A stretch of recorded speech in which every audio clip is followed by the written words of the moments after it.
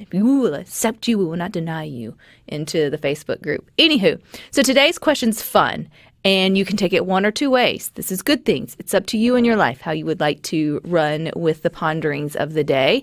And it's this idea, if you get one wish, what would you wish for, right? Genie in the bottle, poof, you get your one wish. You can take it fun and lighthearted, or you can be serious. The only thing I ask is just don't ask for world peace, because we've all been there, done that.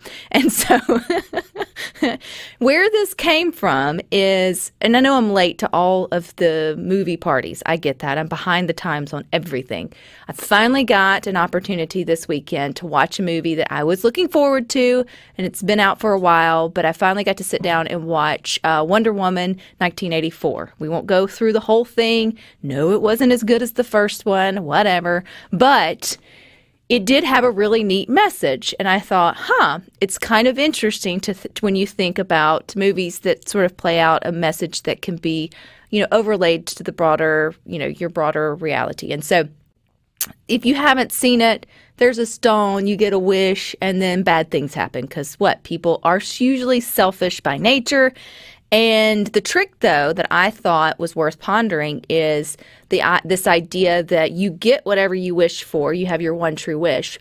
But then there's always something you have to give up for it, which really, if you think about it, that's real life. There is opportunity cost no matter what route you choose in life. Whatever you go for, there is an equal and opposite reaction to everything. Some of it's positive, and then some of it's negative. Sometimes you go in one route and you don't realize what you'll have to sacrifice to get there. And then there's, sometimes you choose, other routes and then more positive things, sort of can happen. So that was sort of the premise of the whole movie and whatever. And so I thought, in the movie, the reason things poop hit the fan was because everyone who got their one wish, it was very selfish. And usually if you make a very selfish wish, then not the best thing's going to happen whenever you have to give something up for that. Like for hers, she wanted her love back. You'd haven't seen the first one, but then she lost all her magical powers. So to be a superhero with no superpowers, that was a pretty big thing to forfeit. So anywho, you get where that's sort of going. So but the good news is, at least on the Facebook group, because this is a public platform, how dare you wish for something selfish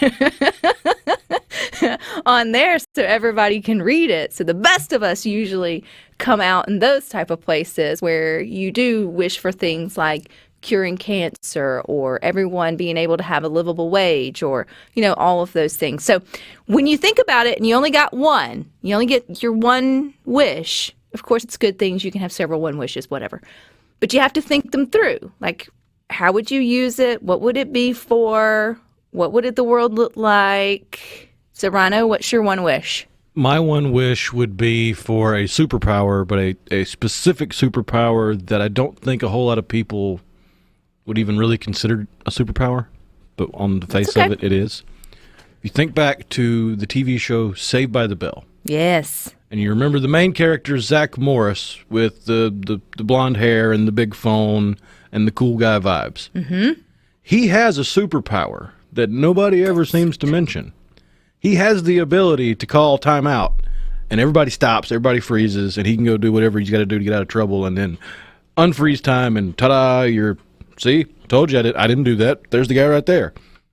I think that would be a fascinating superpower to have. So that would be my one wish. I would wish for Zach Morris's timeout superpower. You could have so much fun with that and actually do a lot of good, right? Like, because I see you using that for the greater good. You're walking through the grocery store, kid starts, having tantrum, mom starts to not raise her voice, but her blood pressure, and you're like, timeout. And then you can sort of de-escalate the situation, right there and there for them to even maybe, you have some of those crazy political commentary that's going on TV, and you're like, time out. Y'all both need to take 10 minutes and go sit by the wall and face it. And I could see where you could utilize that type of superpower, which you could totally wish for a superpower